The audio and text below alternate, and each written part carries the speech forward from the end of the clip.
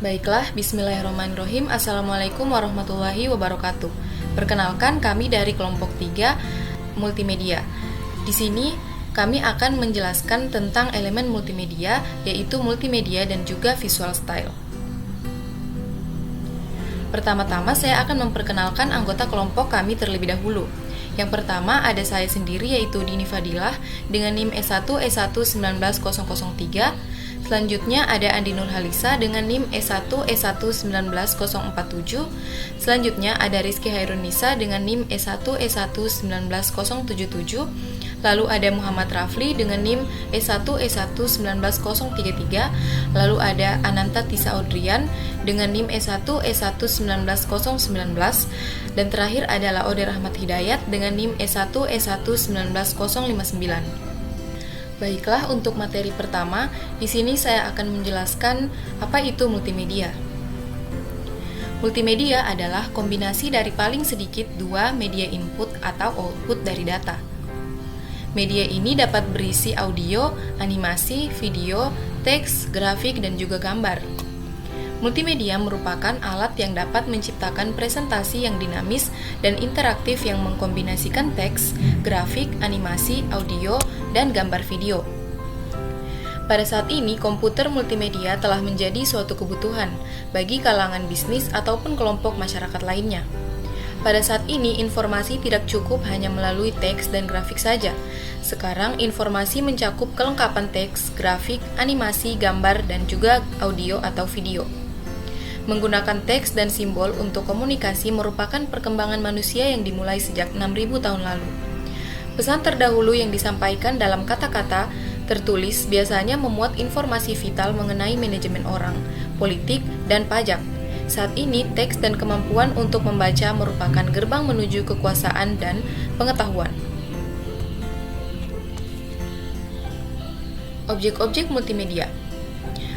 Objek-objek multimedia yang akan kami jelaskan pada materi ini ada 4. Yang pertama ada teks, grafik, audio, dan juga video. Di sini saya akan menjelaskan objek multimedia, yaitu teks.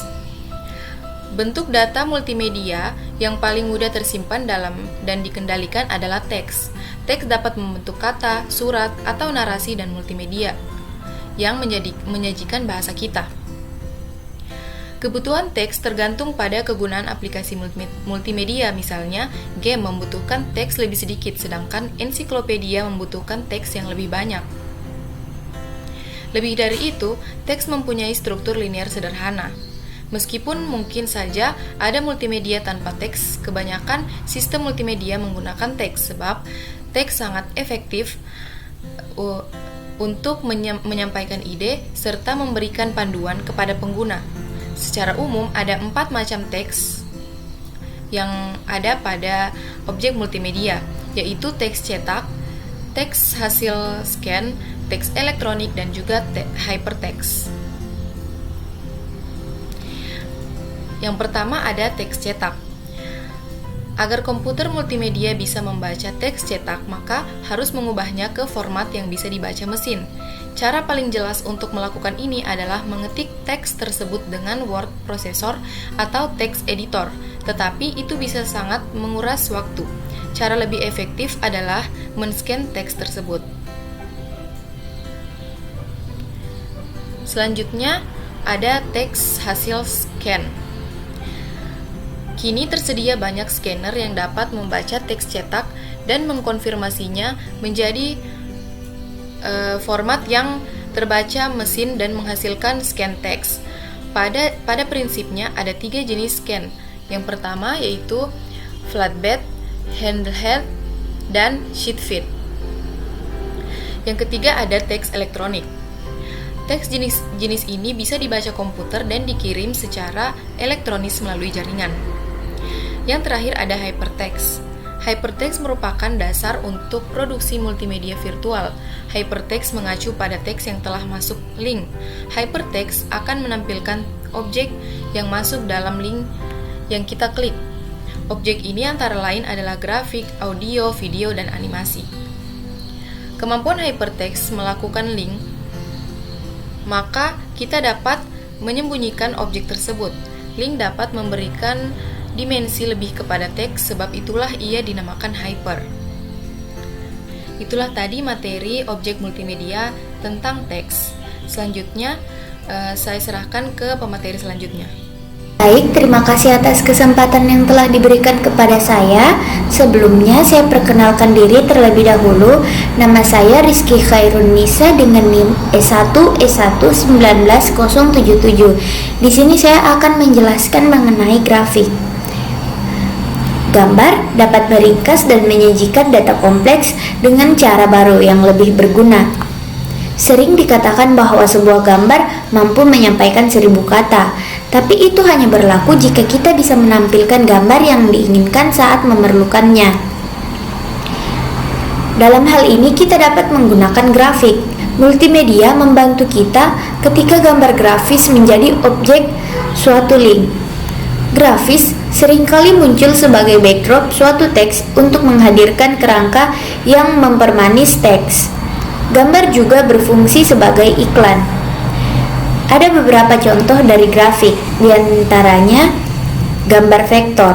Gambar vektor tidak disimpan dalam sebuah gambar, tetapi tersimpan sebagai rangkaian instruksi yang digunakan untuk membuat suatu gambar yang dinamakan algoritma yang menentukan kurva, garis, dan berbagai bangunan dengan gambar. Vector image adalah pilihan yang lebih efisien dibanding bitmap karena memiliki 3 kelebihan, diantaranya bersifat scalable, artinya bisa menggunakan program grafis untuk memperkecil atau memperbesar ukuran image serta mengubah kualitas dan tidak terganti resolusinya. Kedua, vector image biasanya memiliki ukuran yang lebih kecil dibanding bitmap sehingga lebih cepat di-download. Yang ketiga yaitu gambar vektor dapat diubah dalam berbagai tampilan 3 dimensi. Yang kedua yaitu gambar bitmap. Gambar bitmap merupakan rekonstruksi dari gambar asli. Gambar bitmap adalah gambar yang tersimpan sebagai rangkaian piksel atau titik-titik yang memenuhi bidang titik-titik di layar komputer. Seluruh informasi dapat dinyatakan dalam piksel. Kelemahannya, kita tidak dapat memperbesar atau memperkecil resolusinya karena resolusinya bergantung pada gambarnya sendiri. Meskipun demikian, gambar bitmap mempunyai beberapa kelebihan, di antaranya pengelolaannya minimal dan lebih cepat untuk ditampilkan karena gambar bitmap dapat ditransfer secara langsung dari file layar ke monitor Anda. Kemudian yang ketiga yaitu digitized picture. Video capture board atau capture card memungkinkan kita untuk menyambungkan komputer dengan video kamera, VCR, video displayer, atau live video feed dan langsung menjadikan frame-frame gambar tersebut menjadi bitmap yang dapat digunakan dalam aplikasi multimedia. Kemudian yang terakhir yaitu hyperpicture. Sebagaimana suatu kata bisa menjadi pemicu di sebuah hypertext, begitu pula dengan bagian dari suatu gambar. Ketika gambar terdapat bagian yang biasa digunakan untuk memicu sebuah multimedia event, maka gambar demikian disebut hyperpicture. Saya juga akan menjelaskan mengenai format file grafik. Yang pertama yaitu PIC. PIC merupakan format file default Macintosh yang tersedia untuk setiap aplikasi grafik yang dijalankan pada sebuah platform Macintosh. Karakteristik kunci tipe file PIC ini adalah kemampuannya untuk memuat objek yang digambar secara bitmap maupun vektor. File ini diindikasikan dengan ekstensi BMP yang merupakan format file default Windows. Format file ini yang paling populer pada platform Windows dan diidentifikasikan dengan ekstensi BMP. Format ini mendukung RGB, index color, grayscale, bitmap, color mode. Yang kedua yaitu Joint Photographic Expert Group atau JPEG. JPEG ini bertanggung jawab terhadap pengembangan standar dan format pemetaan gambar yang digunakan secara luas dan menyeluruh di seluruh dunia. JPEG memungkinkan ekstensi gambar JPG. JPEG merupakan format file yang paling populer digunakan di web designer sehingga dapat memilih derajat kompresi file JPEG dengan mengindikasikan penetapan output resolusi rendah, resolusi sedang, dan resolusi tinggi. Kemudian GIF atau Graphic Interchange File merupakan format file terkompresi yang dikembangkan oleh CompuServe untuk digunakan di internet.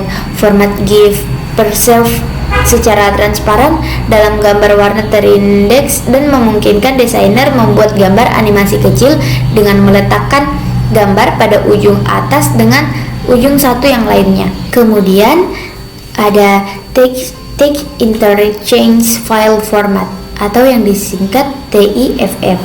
Format file ini terkompresi yang biasa digunakan di paket desktop publishing dan merupakan file bagi perusahaan percetakan. File ini diindikasikan dengan ekstensi TIF. Kekuatan dari format file ini lebih fleksibel dari format gambar bitmap yang didukung secara ritual oleh seluruh poin, image editing dan gambar aplikasi ke dalam layer. Kemudian ada encapsulated PostScript language file. File ini digunakan dalam Photoshop, dapat memuat baik gambar vektor maupun grafik dan didukung secara luas oleh program grafik, ilustrasi, dan layout halaman. File ini diindikasikan dengan ekstensi EPS dan format ini digunakan untuk mentransfer artwork bahasa PostScript antara aplikasi. Lalu ada Portable Network Graphics atau PNG. PNG ini dikembangkan sebagai alternatif bebas pattern untuk GIF. Ini diindikasikan dengan PNG. PNG merupakan sebuah format file terkompresi untuk menampilkan gambar dengan World Wide Web atau WWW. Dan yang terakhir yaitu PSD. PSD merupakan format yang digunakan Photoshop untuk menyimpan file yang telah dibuat dan dimanipulasi. PSD mendukung seluruh mode gambar yang tersedia, di antaranya bitmap, grayscale, indexed color, RGB, CMYK, lab, dan multi-channel. Baik, sekian dari saya. Lebih dan kurangnya mohon dimaafkan. Wassalamualaikum warahmatullahi wabarakatuh. Baik, di sini saya akan melanjutkan presentasi dari teman saya. Sebelumnya, perkenalkan nama saya Nantati Saudrian dengan NIM S1S1 19019. Pada kesempatan kali ini, saya akan menjelaskan tentang elemen video. Nah, video menurut dua pakar pada tahun 1996 yang bernama Agnew dan Kellerman berpendapat bahwa mendefinisikan video sebagai media digital yang menunjukkan susunan atau urutan gambar-gambar dan memberikan ilusi, gambaran, serta fantasi pada gambar yang bergerak. Nah, kemudian kita masuk ke macam-macam video. Nah, yang pertama itu ada live video feed. Nah, live video feed ini menyediakan objek-objek multimedia yang menarik dan real time. Contohnya seperti saluran TV atau live camera feed yang menjadi objek sebuah link. Nah, kemudian kita masuk ke video tape. Ada beberapa format dari video tape, yaitu FHS 8mm, HI 8mm, FHS-C, Super FHS, dan Betacam. Nah, jenis medium yang paling banyak dijumpai adalah video tape, tetapi medium ini memiliki dua keterbatasan. Yang pertama sifatnya linear, kemudian informasi yang tersimpan dalam pita gulungan, dan untuk mengaksesnya kita harus menunggu karena harus mempercepat atau menggulung balik untuk sampai kepada spot yang kita inginkan. Nah, kemudian ada video disc. Ada dua format video disc yang paling banyak diproduksi, yaitu CAF dan CEF. Nah, karena video disc memiliki random akses sangat cepat dan hanya menempati sedikit saja sumber daya komputer multimedia, maka di abad 20, video disc menjadi salah satu sarana terpopuler untuk menyediakan video sebagai aplikasi multimedia dalam pendidikan, pemerintah, dan training industri. Nah, kemudian kita masuk ke Hyperpicture. Nah, Hyperpicture merupakan medium penyimpanan video yang paling menjanjikan. Digital video mempunyai format utama, yaitu mini DV dan digital 8. Nah, kemudian kita masuk ke DVD. Nah, DVD menggunakan MPG 2 untuk memadatkan sebuah film panjang menjadi cakram 4,7 inci. Nah, misalkan film tampak sangat bagus dengan surround sound dan full color video berhorizontal line 540. Nah, DVD juga menyediakan pilihan bahasa kepada pemirsa dengan subtitle atau tidak, dan kadang pemakai dapat memilih menampilkan ending alternatif pada sebuah film. Nah, kemudian kita masuk ke Hyper Video. Nah, ada banyak multimedia creation tool yang memungkinkan kita melakukan timing munculnya objek-objek untuk mensinkronisasikan dengan video. Nah, ketika video digunakan untuk memicu objek-objek multimedia, ia dinamakan hyper video.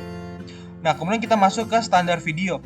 Nah, di standar video ini ada beberapa yang sering dipakai, yaitu diantaranya NTSC, PAL, SECAM, dan HDTV.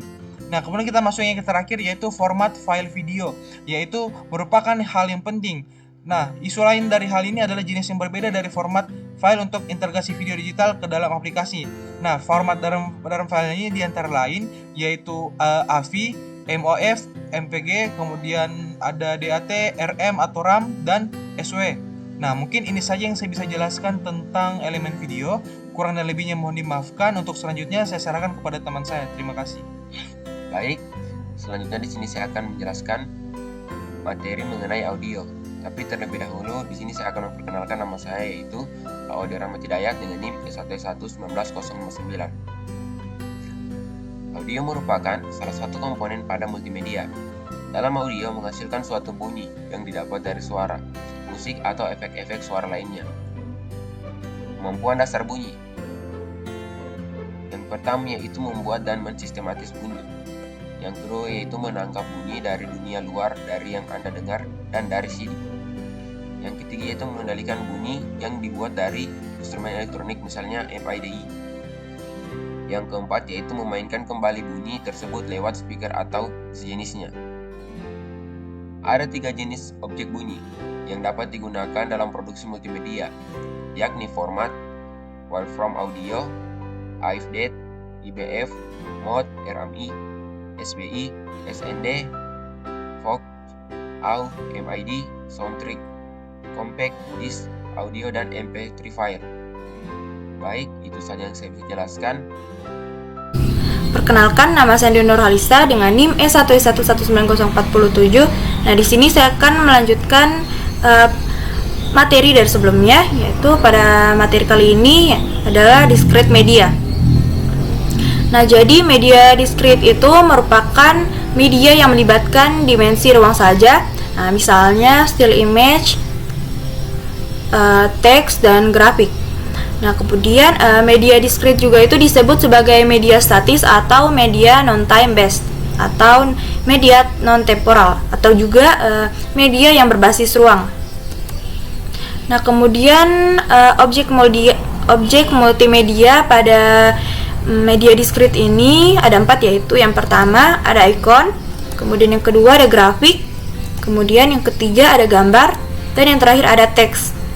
Nah, yang pertama itu icon atau cinematic image.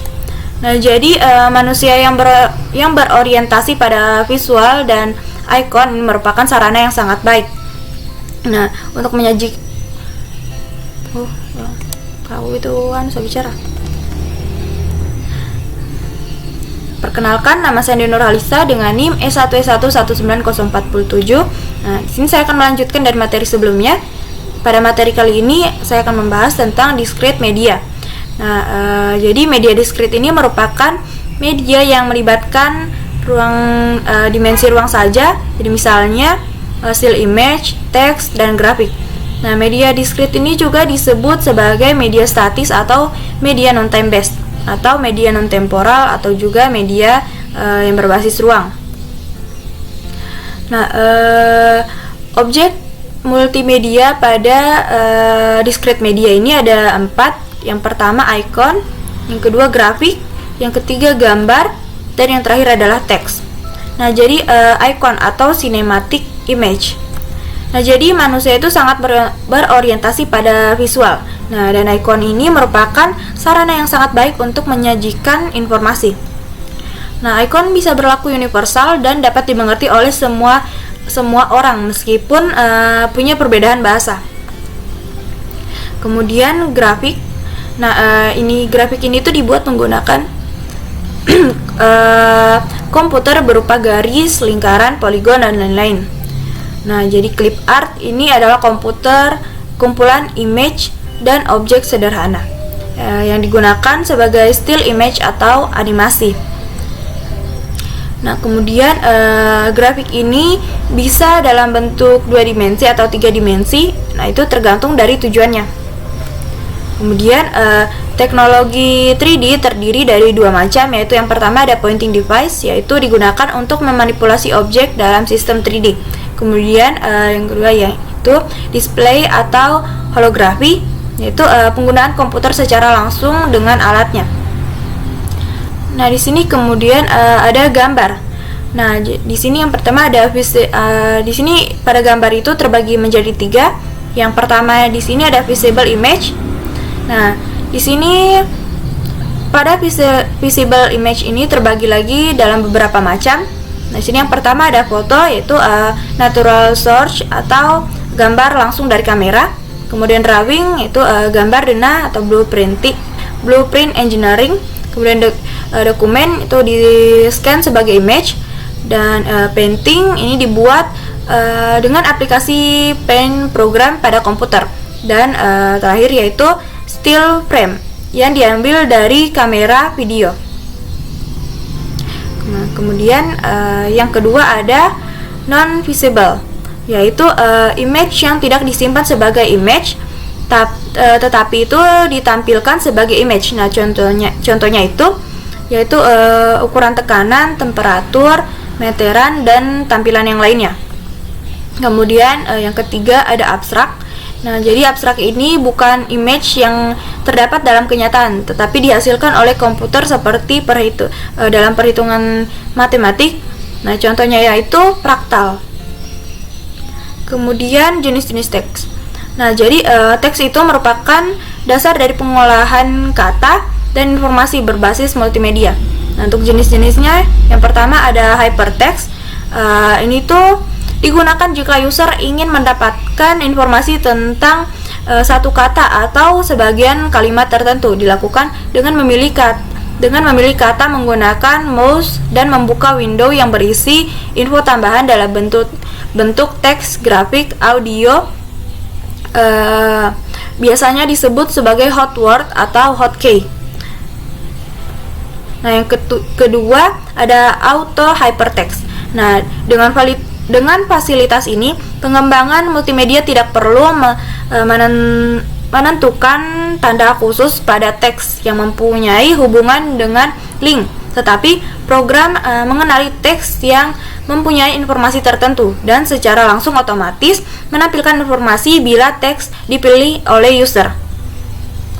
Kemudian yang ketiga ada text searching. Nah, pencarian teks merupakan fitur yang memudahkan user dengan memasukkan suatu kata dalam program multimedia. Nah, user dengan cepat memperoleh informasi yang berhubungan dengan kata tersebut. Kemudian yang terakhir ada import atau teks cetak. Nah, jadi bila teks dan data pada database dalam ukuran yang besar akan dimasukkan ke dalam multimedia, maka diperlukan paket authoring untuk mengimport teks dan database tersebut sehingga menghemat waktu kerja. Nah, sekian mungkin dari saya. Untuk penjelasan dari materi selanjutnya saya serahkan kepada rekan saya. Terima kasih. Materi yaitu continuous media. Continuous media ini merupakan media berbasis waktu seperti suara, gambar, bergerak, dan juga animasi. Continuous media juga disebut sebagai media yang dinamis atau media yang berbasis waktu ataupun media temporal. Continuous media ini dapat bersifat real time, di mana ada hubungan ketat antara sumber dan juga pemutarannya. Objek multimedia pada continuous media itu ada 3, yaitu yang pertama ada audio, kemudian ada video, dan yang terakhir ada interactive link. Audio ini adalah cara lain untuk memperjelas atau mendeskripsikan pengertian dari suatu informasi. Kemudian ada video. Video ini merupakan itu ada video full motion yang berhubungan dengan penyimpanan sebagai video klip diperoleh dari cam recorder. Dan yang kedua ada live video yang merupakan hasil pemrosesan yang diperoleh dari kamera.